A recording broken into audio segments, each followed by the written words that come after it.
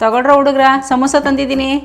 ಸಮೋಸ ಅಮ್ಮ, ಇದ್ರ ಜೊತೆ ಚಟ್ನಿ ಇದ್ದಿದ್ರೆ ಇನ್ನೂ ಸೂಪರ್ ಆಗಿರ್ತಿತ್ತಮ್ಮ. ಹ್ಞೂ ಅಮ್ಮ, ಎಲ್ಲಮ್ಮ ಚಟ್ನಿ?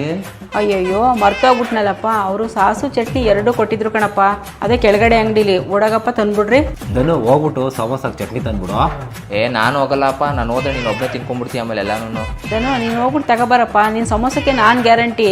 ನಾನು ನಿನ್ನ ಸಮೋಸನ ನೋಡ್ಕೊತಾ ಇರ್ತೀನಿ. ಸರಿ ಆಯಿತು ಅಮ್ಮ, ನೀನು ಹೇಳ್ತಾ ಇದೆಯಾ ಅಂತ ಹೋಗ್ತಾ ಇದೀನಿ, ಇಲ್ಲಾಂದರೆ ಹೋಗ್ತಾ ಇರಲಿಲ್ಲ. ತಗೊಂಬರ್ತೀನಿ, ಆದರೆ ಒಂದೇ ಒಂದು ಏನು ತಿನ್ಕೊಳ್ಬಾರ್ದು ಆಯಿತಾ? ಏನಮ್ಮ ಇದು? 1 ಅವರ್ ಆಯ್ತು, ಇನ್ನೂ ಬಂದೇ ಇಲ್ಲ.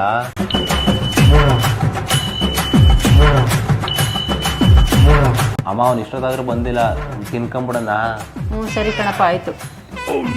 ನನಗೆ ಗೊತ್ತುಕೊಂಡ್ರು ನೀವು ನಾನು ಇಲ್ದೇ ಇರ್ಬೇಕಾದ್ರೆ ಎಲ್ಲ ತಿಂತೀರಂತ.